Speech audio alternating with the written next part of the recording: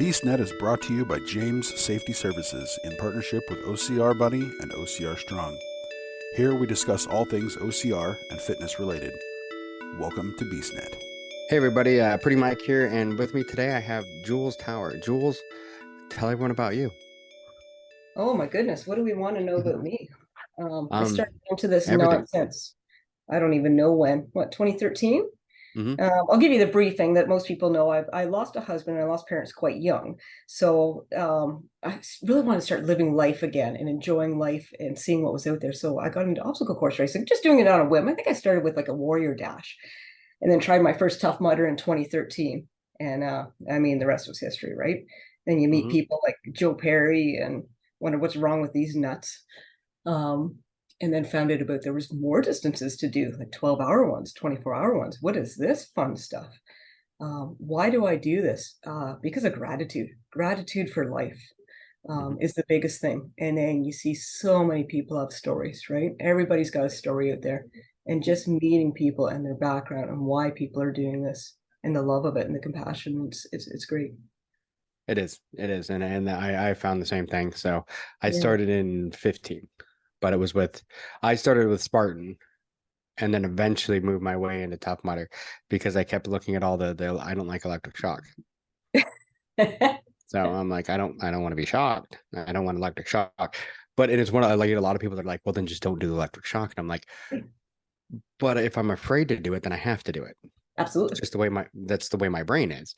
So it's like, I just won't do a Tough Mudder. And then finally I had one of my friends convince me to finally do it. And then I'm like, okay, I like this. I should have been doing this from the beginning. It's funny you say that because I've got 2 bracelets on right now. I've got World's Toughest Mudder 2016, which is one of the bands that had to be taken out of operation.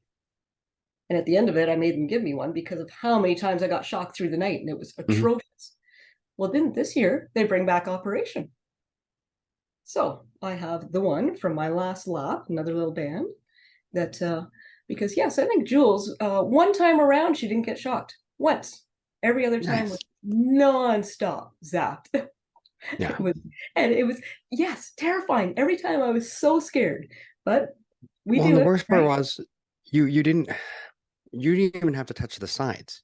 If you just happen to be standing in the water when the person next to you touched the sides, yes, you were hit. So, and then of course they would get hit, and then you would jolt because you were just hit, and then you hit it, and it's like you just get double zapped. So it's like, I was looking at it like the only time I want to go up there is when nobody else is standing there, because I know that's what's going to happen. They're going to get hit, then I'm going to like jolt and touch the side, and then I'm going to get hit, and then it's going to just be like an never ending like thing, just back and forth. Well, don't you feel alive after that though? Yeah, you do. Head to toe, you're alive. I mean, because that's one thing some of the listeners heard this, like the first time I did Tough Mudder, I had a good friend of mine who was afraid of the shocks like I was, but I just I sucked it up and just went for it, ran through it, got all the way through, and then turned around, and my friend's just standing on the other side, didn't even start, and I'm like, okay, fine. So I go back, I talk to him a little bit, like, come on, he doesn't go. So I go through again, but only go about halfway and turn around. And so I'm standing in the middle of it, talking to him like, come on, let's go. Come on, you can do this. Right. And a lot of people were there. One of my friends was videoing, and you could see my right arm kept twitching. And everyone's like, why does your arm keep doing that? And I'm like, because there was one of the electrodes was running down my arm, but I didn't want to move like and freak out because I didn't want my friend to freak out because of the electric shock. So I didn't want him to realize it. So I sat there talking to him, and like every time my arm twitched, I was getting shocked. Oh, what is wrong with you? Oh my goodness. I finally talked to him, and he finally came through it. But I was like, that was, it's like, talk about, just going for your fear. It's like, okay, come on, I'll help you get through this. But yeah, the one that I hate the worst is the crawling one, because there's no way to get away from it. You're crawling underneath it, and you're going to get hit. And this last year I did it, I made the mistake of reaching out and grabbing the frame to pull myself to pull faster. Yes. Well, the frame's metal. So it was like 10 times the shock. My arm didn't work for like 5 minutes. I was like, well, that wasn't smart. Well, no. And Mike, I know you don't know me well enough, but I like to have a lot of fun with people on course, whether it be hip checking or getting them out of my way. And some hugs and some You got to do what you got to do. it's a good jokes, but it falls back on me all the time talking of electric eel because of course wasn't I making fun of somebody and not paying attention, I get zapped, then I laugh even harder, and then I zap myself again. Photographer has nonstop pictures of me getting continually, because I couldn't get a control of myself, laughing so hard, trying to make fun of others. Mind you, they're laughing harder because I'm the one that's getting dinged, right? And taking all the torture from it. But yeah, you gotta have fun. Oh, you got to. And I think that was the one thing that, when I finally did Tough Mudder that I loved was the fact that it was just the competition wasn't there. No. There was no competition. It was just fun. It was help. A lot of people don't realize some of those obstacles you can't do. Of course. Without helping people. Yeah. And so, I mean, that's one of the things I just loved about Tough Mudder, because I just did World's Toughest a couple weekends ago. Yep. With More Heart Than Scars. So we took more or less. Yes. 70. Yeah. My legs are still unhappy with me at the moment, but I did find that I mean, I've been doing some running and stuff like that, since then, but I went to the gym today and went swimming for like half an hour just to loosen up. So at lunch break, instead of going and getting something really bad to eat, I'll go to the gym. Well, little do you know how beautiful was it. I came in behind you when Scars was coming through on the last lap, and I was going to go for one more, and I got to actually view that from behind. I tucked off to the side and I watched, which was just beautiful. Yeah. And then I was the one with the flag on that race. I would have had the American flag in my head. I actually had very nice. I had the American flag when we started too. So when all of a sudden, like, I was holding it up, doing whatever, because they give me the flag for that lap. Right. And then all of a sudden, when they started the national anthem, like, everybody, instead of looking at the one flag that was like among the rest of them, everyone turns to me, and I'm like, well, this is the most awkward thing I think I've ever been involved in. Like, this is weird. Oh, fantastic. So sounds like you've done a lot of them. You've done a lot of the Tough Mudders and World's Toughest and stuff like that then. Yes, World's Toughest. I started, the first World's Toughest was in 2016. I think the only one I missed was when we had COVID, which was 2020, right? I believe we did 2021 still. So we still did the virtual one that year, but not quite the same. Yeah. 2020 was the first one I was supposed to do. So what was the World's Toughest was 2020 was the first one. Well, and that didn't happen, obviously. So I ended up doing, this year. But yeah. So what got you, I mean, what's your favorite part about all this? What do you just love doing more than anything? Oh, harassing people. That's the best. It is. I have so much fun with the people out there, and we have and that's what it comes down to, the community, right? Why do I do? Yes, I love the fact that I can do this, that I'm able to do it. That's where the gratitude comes in, and the fact that you can go through these mindsets, and what your body is capable is amazing, but just the community is what draws me back. Why do you keep doing this? You guys are freaking fantastic. Like, I had a purple wristband left to go by Everest at the end. I saved the ones I was doing for my last lap to make sure I could make it. And sure enough, did the boys not say, don't you dare. You get your ass right up here. We got you. I'm like, no, I got there. Like, nope, get up here. So sure enough, didn't I? I've kept that band because they had me up there, and I got my hugs and finished off the race after Everest, right? And that's what I mean. Like, people. And those guys, the guys at Everest and Matterhorn, are my heroes. I mean, right? Like, I don't think I could do that. I mean, I'm sure I could, but what they go through and what they do and how they motivate us. Yeah. I mean, to go all the way out there, and I think they do one lap, right, and then stop there and never move on until the race is over. Yeah. And they're just there to help us get up and over. And I mean, that is amazing. Yeah. I mean, because they were there, Matterhorn, Everest, and then what was it, the Irish? The Berlin Walls? Something else. Berlin Walls, there you go. And then there was people there too. Oh yeah, I wouldn't be getting that. No.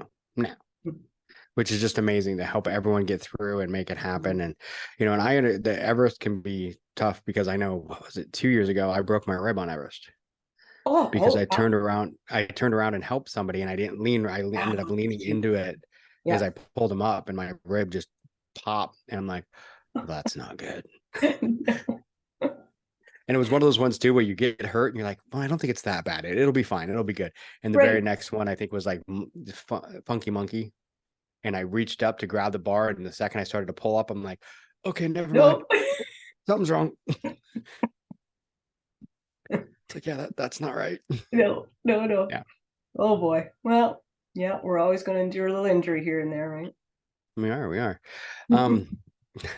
So you said you started in 2013. I mean, do you do anything? I mean, you said Warrior, you've done, the Tough Mudders. Do you do any Yeah, of I the did other ones? Spartans too. I did a Ultra Beast. When did I do that in 21? And that I was shocked because there was only 5 gals that finished it, and I happened to be one of them. I never thought I'd finish it because I was done halfway through 25K. I thought this was the first time I thought I'd ever quit a race, and of course had some of the friends there, right? Said, "Don't you dare! You start walking, just see where you get, see what happens." Yep. Right, and sure enough, I think it was like 13 hours later. Somehow I got through that finish line and got that beautiful belt buckle. Yeah. So that was a tough one at Blue Mountain here in Canada. And that's Yeah. So that was a proud yeah. moment with that one.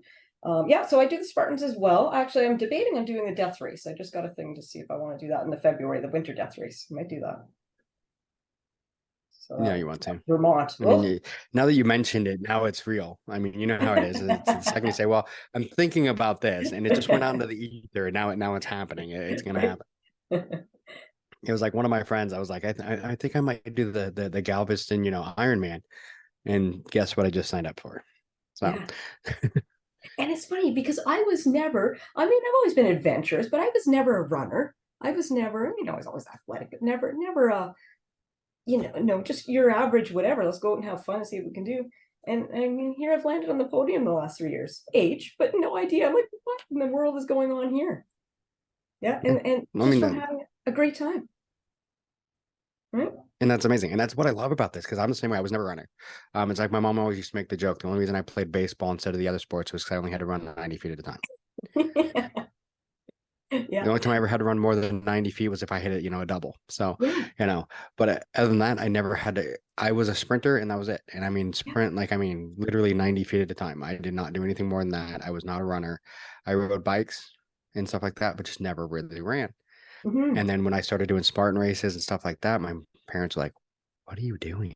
It's like, you don't do this. And I'm like, no, this is completely different.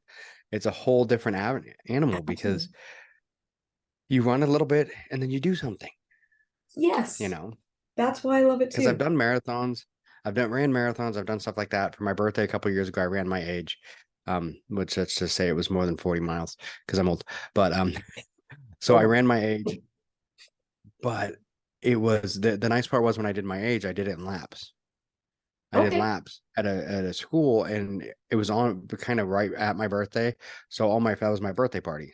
I know anybody who's not doesn't do stuff like this thinks I'm sick, but it was my birthday party. I ran loops, and so all my friends would show up, and they'd do a loop or two with me, and whatever, we had balloons and cake and everything, but I'm running loops, and it was 43 miles. I ran 43 miles, but I mean, it was just one of those things that I never. If you would have told me years ago I was going to do that, I'm like, you're out your mind. But Absolutely. it's the challenge of it in the people. If I hadn't had my friends showing up throughout and all that and encouraging me and running with me, there's no way. Yeah. And I think that's the same way, like you just said with the ultra, like you get halfway through, you're like, I'm done. This is it. I'm done. This is stupid. And then your friends are like, no, just go out there, start going. And the next thing you know, you're crossing that finish line. And I think that's the best part about this. The whole sport is the community. It's like I always talk about the first time I did a trifecta weekend, I did all 3 Spartans in a weekend because I'm dumb. It was in Hawaii. And Nice. the beast in Hawaii is a true beast. It's ridiculous. But I'd been there for like a week beforehand and I didn't wear shoes. Like the second I land in Hawaii, my shoes are gone and I'd forget about them. I don't care about shoes, nothing. So once we get to the race day, I've been hanging around with no shoes, whatever. I go to put my shoes on and my feet are swollen. Oh no. And I can barely get my feet in the shoes and I'm like, oh crap. But I go anyway. But by the end of the race, I mean, like the next morning, my wife's like, my feet are like a mummy because she's trying to keep them, Yeah. But I'm like, okay, couldn't even put on my race shoes. So I'm wearing normal, like everyday tennis shoes. And I'm like, okay, whatever, I'm going for it. I did the super, and afterwards I'm like, I can't, my feet hurt so bad. I'm like, I can't move. I can't do this. And my buddy next, like, okay, cool. Just stay with me for a minute. Let's talk and everything. And the next thing I know, I'm standing in the starter chute. Like, wait, what the hell happened? He's like, oh, you'll be fine. Just come on, let's go. It's a nice little, 5K walk in the woods. I'm like, I Yeah. told you I wasn't doing this. And he's like, by the time we finish arguing, I'm 2 miles into, a 3 mile race. And I'm like, okay, at this point, I guess I might as well just keep going. Oh, yeah. But, that's the community. It's That's just, perfect. it's that way where you're just like, all of Yeah. a sudden it's like, hey, let's do this stupid thing. You're like, no, I ain't doing that. And all of a sudden you're like, wait, why am I here? What? Pretty sure I said no to this. So you're doing the death race in February? Is that what No, you're I have not said that. I said I can saying? accept the invitation, which I haven't done quite yet, but yes, that might be a possibility. Because that'll be a new one. That's something I haven't done yet. That would be amazing. Yeah. Yeah. I It's don't one of like those things. Oh, Yeah. I'm That's why Canadian. that's why I live in Texas. Yeah. I've lived in Texas for 2 months. I moved from Seattle because I'm like, okay, it's cold. I don't like this anymore. I'm going to Right? Texas. Yeah. Yeah. I'm gonna go find heat. Yeah. Yeah. This Canadian does not like cold. Yeah, I was gonna say, yeah, Canadians usually are okay with cold because that's all you get. No. I deal with it, obviously. But I mean, Atlanta, I did the 2018. I made it out there for 24 hours, but I did not like it. Yeah. See, didn't you like the Texas for the 24 hours? Oh, it was beautiful. Yes. Not even having to put a wetsuit on. Terrific. Yeah, it was gorgeous. And it was gorgeous. And it was so nice for me because now it's like it was 2 hours from my house. Ah, yes. So I'm like, yeah. No. Oh, Florida? We doing Florida next year? Yeah. Yeah, I will be. I haven't decided if I'm gonna do it with More Heart Than Scars again as a helper, or if I want to try and do. I got a few people trying to convince me I should try for going for solo just to see what I can do. Yeah. But it's one of those for me. It's a tough toss up because I kind of do want to see what I can do, but also if the team needs me, I don't want to. Yes. I don't want to leave the team hanging. So I mean, Well, if they then I'll need me, jump in. There you go. yeah. You go solo, So I'll come in. there you go. Because that's one thing when you go like I did for this one. When you go as the adaptive athlete, like helper, Yeah. you're only out there with the athlete. If they take time off, you're done. So you whatever they get, you get. So it's good. I mean, it was good. I mean, it was good to see her get it. I mean, the look on her face when she hit the 25, because she originally said 15. Ah, and you did 30, right? Yeah, she originally said 15, and we had 25 before we even stopped for the night. Amazing. So Amazing. we pretty much just got up in the morning and did the 5 because we had to do, one lap after 7. So, and that was her victory lap with the 25-mile bib. And so, yeah, which was amazing to see her do that. So how many miles did you get? If you don't mind me asking. This year? How many miles did you get this year? Yeah. 60 this year. I originally so my best ever has been 65. I want that 75. I know I'm capable of 70. And this year I thought, oh, beautiful. It's going to be warm. Got on that course and those penalties that quickly went out the window, right? Because I think unofficially I did from my watch, I did 70, almost 74 miles. And I heard that from a lot of people. A lot of people said that have done previous ones. They're like, this was not your typical. This was brutal on the penalty laps and everything like that. And that's what killed a lot of people. Yeah, no, it was that they went a little extreme. Like I agree that they should have upped them a little bit because some of the penalties used to be, you're almost better off doing the penalty than the obstacle because you were quicker. Like you watched, I'd be doing the obstacle and you'd watch people the penalty running ahead of me, and I thought, oh, Jesus.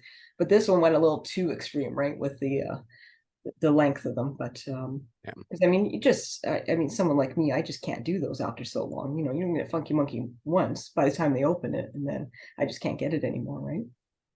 Yeah. And that's what I was hearing from a lot of people, is just some of those, the penalties that a lot of people went out there with, like, I'm going to get this many miles. And then after the second or third lap, they're I'm going to get this many miles, and started dropping them down because they're like the penalties were, some people are saying 2.5 to 3 miles if you hit them all. Yeah. Yeah. Just crazy. Yeah.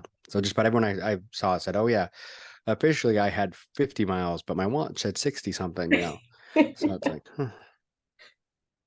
Yeah. Yeah, which is so I'd be interesting to see how they change that up, what to do about that. But I mean, I still had a great time with it, but oh yeah, definitely was tough. Yeah, those mileages went down fast. they did it. It's such a blast. I mean, that's one thing. If nobody's ever done, I mean, if you've ever done a Tough Mudder, it's a blast. Mhm. And I've done Tough Mudder. I've done Tough Mudder Infinity. I haven't done a tougher or toughest Mudder. I do need No, to do a toughest. toughest. That has got to be one of my favorites. Yeah. So that's my next one, is to do a toughest. And then I did the world's toughest, and they're all, I mean, I went into world's toughest, doing infinity and doing stuff like that. I'm like, okay, I have an idea what it is. No, it was completely different than what I thought it was. Yeah. I mean, Yeah. you have an idea, you're like, oh, it's a 24-hour event. I've done 24-hour events, but never like this. But once you get out there, and I mean, the pit crews are amazing. Yes. And there's just so many out there, because they're cheering everyone. Even I had people who weren't even part of my pit crew, like, do you need anything? Do you need help? Do you need this? And it's like, wow, just how helpful and amazing everybody was, and just seeing that huge community. That's right. Like That I never usually have a pit. Like I don't have a pit with me, and I have friends that I know that I'll run with and hang out with. But I have so many pit crews that help me. It's Mhm. amazing. And I wouldn't be able to do it without them. Like, come running in. What do you Yeah, need? What do you need? And they're not even my pit crew, right? no, yeah, they're not. Yeah. They're just, hey, what do you need? Do you need this? Do you need water? Do you need? And Hmm. it's just so amazing to see so many people. And people don't realize too, those pit crews that are out there for 24 hours, the only reason they're out there is to help the athletes. Yeah. That's it. Yeah. Which is just amazing. It's like, to give up that time. I mean, these people flying all the Hmm. way out there, doing all of this just to help. Yeah. And that's not easy, especially No. when we come in all cranky and fired up, right? And trying to get back out there and giving them a hard time. Hmm. Put up with our nonsense, right? Yeah, that's a tough Exactly. job. Yeah, and we had a great, because for us, really, we only had two full-time pit crew. Yeah. And then we had like two, like my wife and one of the other girls were kind of coming in and out. Okay. Because my wife didn't stay the whole night. She went home, she went back to the hotel and then came back in the morning. Good. Smart woman. But we had two that stayed the whole night, and then another one, because we had two people that are part of our team, but they weren't racing with us. They were actually going solo. Right. And one of them was helping them, but also helping us at the same time. When she wasn't helping them, she was helping us. So, but there was, I mean, on our crew, we had Marla and then 6 of us Wow. assisting her. So, I mean, Fantastic. really only a few people, like, really, pitting for us, which was amazing. They Right. did an amazing job. So, and like you said, you were all cranky coming in, because I mean, Yeah. you're out there doing laps, you're doing all these obstacles, your body's just wrecked. Yeah. It's like, I can remember one of them, we came in and Marla just looked right at Michelle, and she just said soup. And that was it. Nothing else, just soup. Isn't that the best in the night? Oh, Yeah. the cup of noodles or the soup or the Yep. bouillon cubes. Mm. She's just like soup. Yeah. For me, it was the tacos. The taco truck saved my life. I mean, it was one of those. I'm horrible. I'm horrible about nutrition when I'm on a race. I forget food constantly. My wife yells at me all the time because I have like protein pucks, honey waffles, all sorts of stuff in my pack. And when I come back from a race, they're all still in my pack. Oh yeah, no. No, I've I learned haven't this. touched any of them. I haven't touched any of them because I just forget. It's like she tells me all the time, if it was one of those things, if I was living on my own, I would starve to death because I forget about food. It's just one of those things.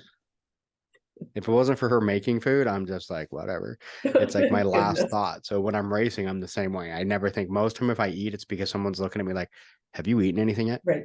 No. It's funny where your mind goes, eh? Yeah, I completely just don't even think about it. So when we came back from pit, my wife had bought me the tacos, and I was Good. like, oh, yeah. Yes. And those tacos from that taco truck were just amazing. It was like just Oh, what I good. needed to go. But and I think that's the other thing too, is like, I never thought about all the stuff you would need. Like, Mm. I brought way too much and then missed like half of the stuff I really needed.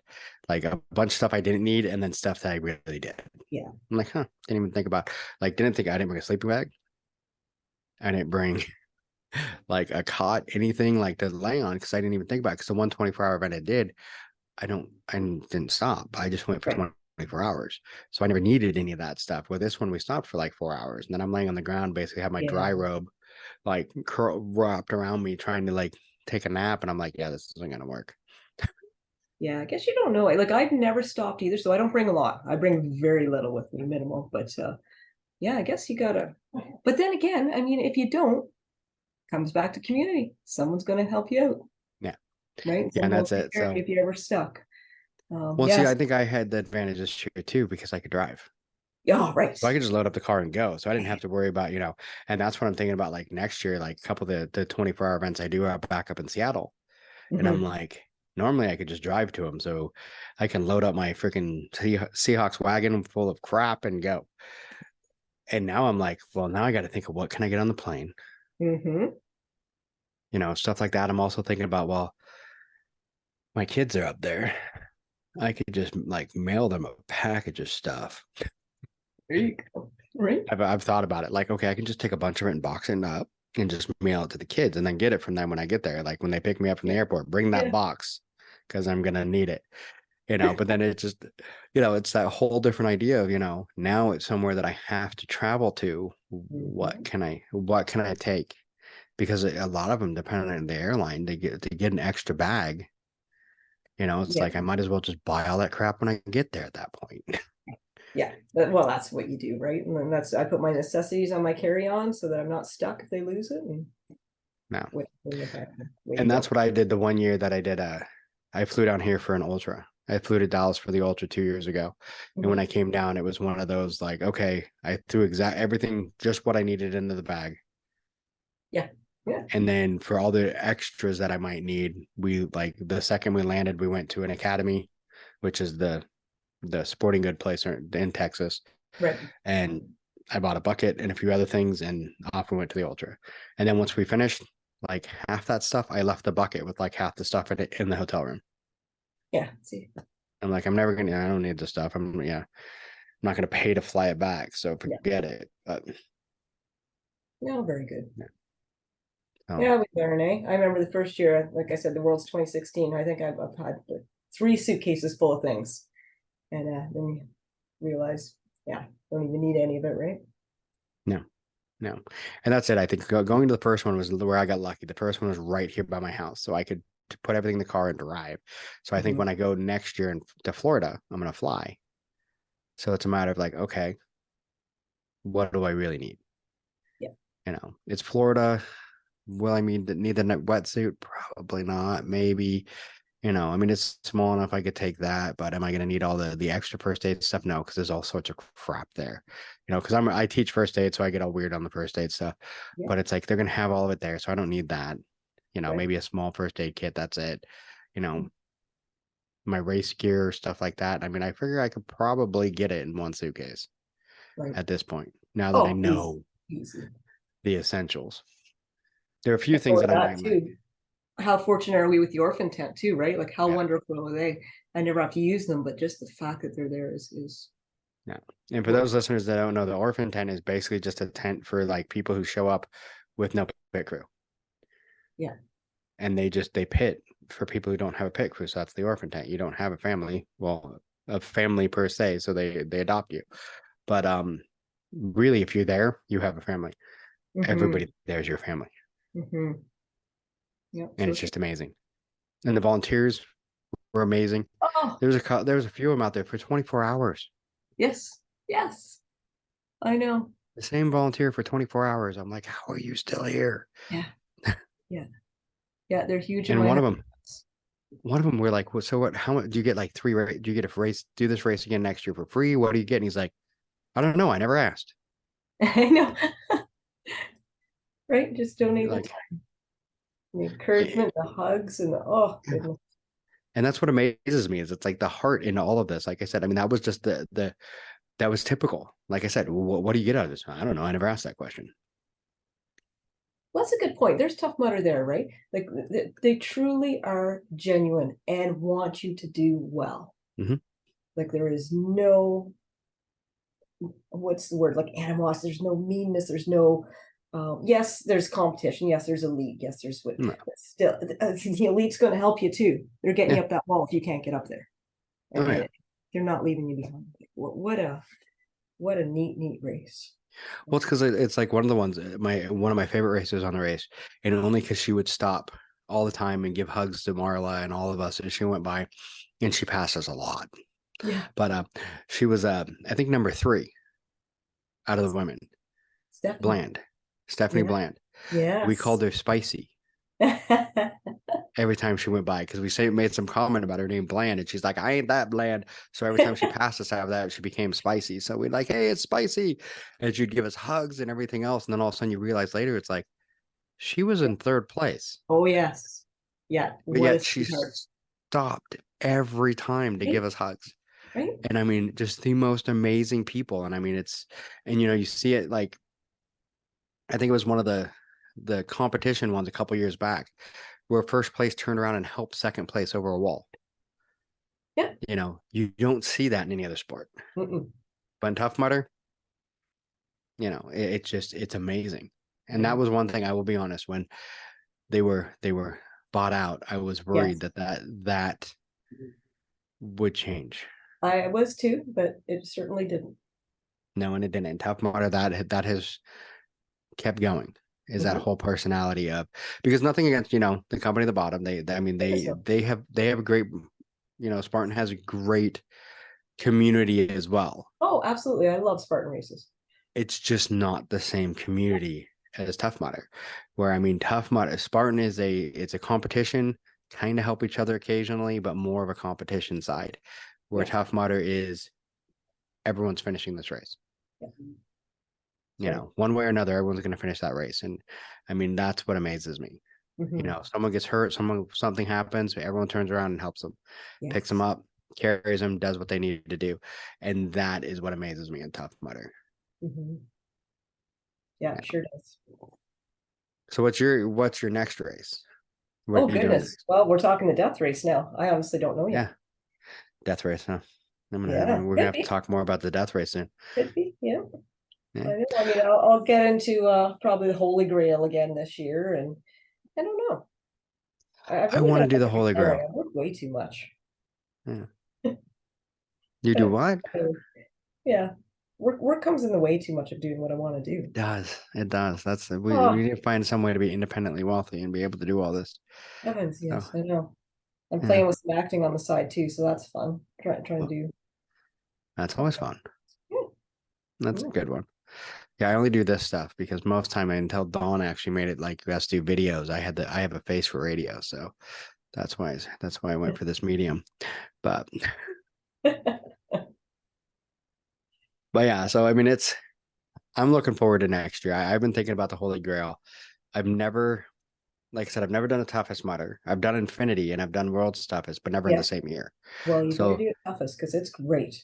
Yeah, because this year was a very weird year for me because I moved from Seattle to Texas in the middle of the year. So it was like pretty much everything else besides the move got put on the back burner. Like I didn't do a race this year until the Dallas Ultra weekend, which was like 3 weekends ago, or 2 weekends before World Toughest. So that was the first race, which usually that would have been like my last race of the year. So I would do. So I am looking forward to Houston though. There's gonna be a Houston race next year. So I guess they've done it before, I think. But yeah. So that'll be a good Houston Spartan race. So yeah. Well, I hope they bring Whistler back. They keep talking about that. That's a little far for me, but being Canadian, that's a pretty neat race. Yeah, because what races? There used to be a lot more races in Canada. Yeah, not so much. So. And that's been one of the tough ones. Like for me, like when I moved out of Seattle, one of my biggest things, and it sounds weird to say this, one of my biggest issues was I don't get to race enough. Yeah. Because there was, we had Spartan one weekend, and like the next weekend was Tough Mudder, and that was in like August and September, and then after that, we got nothing. Right. And Ironman, when they started going to Seattle, they did it the same weekend. Oh. So you had to choose between Spartan or Ironman. And I'm like, well, I want to start doing triathlons, but I still want to do Spartan. So it was it became interesting where we had such a short window, to do races. So that's why I had to travel so much. Everyone's like, why do you travel so much? Because it's like, I don't have chances to race up there. Yeah, that's what you have to do. And that's one of the reasons down here I love, because pretty much you can hit a triathlon just about any weekend. And then You've got Spartan. You've got all the other ones. I was trying to think of the other races, but my brain's Savage. That's one of the other ones. There's a few other race brands down here that we didn't have in Seattle. So, because in Seattle, we got, I mean, Warrior till it died. I mean, Spartan, I guess, bought him, but has never done anything with them. And then what's the other one? There's another one that used to come to Seattle, but doesn't. You had to go all the way to Portland because they quit going to Seattle. So it just got interesting too. There wasn't a whole lot up there. But I mean, traveling's nice though. I love to travel, but it became expensive. Well, that's the thing, right? Yeah. Do I work? Do I retire? What do I do here? Well, I guess I got to keep working if I'm going to keep racing. Yeah. And got to find some way to, like I said, we got to find some way to become independently wealthy. Yeah, I'll keep working on that. Yeah. It's been I keep hoping this podcast will take off, and then I could, be like Joe Rogan or something, and just. Well, you got me on it now, so it's going on. I mean, there we go. It's going somewhere. We're getting better. We're getting better. Yeah, no, that would be amazing. That would be amazing just to be able to do the podcast and just like do it from my hotel room as I travel from race to race. Now that would be amazing. So that would be. Then I could have a better background too. Right, keep following our dreams. Yeah. Well, after them. Keep you on it, Dawn. I need a background so that way we're not looking at. What am I looking at? What is it? It's Scream. Oh, I didn't even see that. That's pretty cool. Yeah, it's one of my son used to work at Regal. Yeah. And when the last Scream movie came out, this was one of the stand-ins that they were supposed to put up in the theater. Okay. They never put it up. Oh, get in. That's really cool. Once they basically threw it in the back, and it was just like whatever. So he brought it home. Yeah. And we never had a place at the old house that was tall enough because it's 9 feet tall. That was tall enough. And in my new house, the ceilings are tall enough, so I could put it up. So that's what sits behind me. But I also have a green screen I can pull up behind me and put a picture on it. But yeah, I keep giving Dawn crap to give me a picture for it. But otherwise, I get the Scream. That's pretty neat though. That's all right. It is. It's pretty cool that I got that. I got my once I get the studio finally finished, but I keep coming in here and doing like a couple minutes and then getting distracted. So the ADHD kicks in. So no, I hear you there. Right on. Well, we're getting close to the time limit that Dawn puts me at somewhere. Look, I'm just looking at the time. Look how long you've kept me on here. Holy, 45 minutes. I can keep people talking for a while. I'm good at it. Jeez.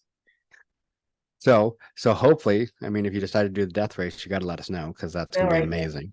I guess. Because I'm going to want to follow along and figure out how well you do. Okay. So if you see a tall guy that has it sounds British, but it's really a South African accent named Henry, make sure to slap him for me. So absolutely. No problem. I love Henry, but yeah. That's what I do. Yeah.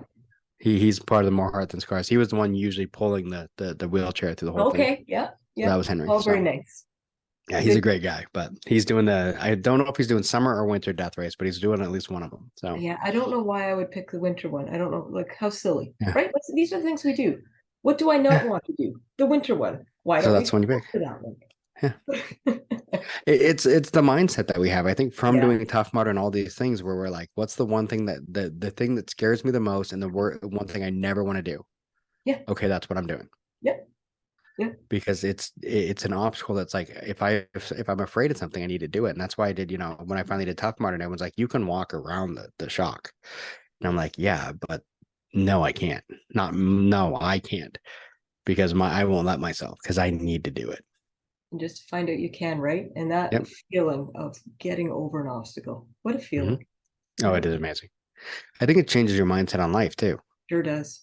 Mm-hmm. It does a little bit because you see people like once you've done it on the course, you see the same thing in life. Someone throws an obstacle in front of you, instead of thinking, oh gosh, darn, and sitting down and giving up, you're like, okay, how do I get past this? Yeah. So it's amazing.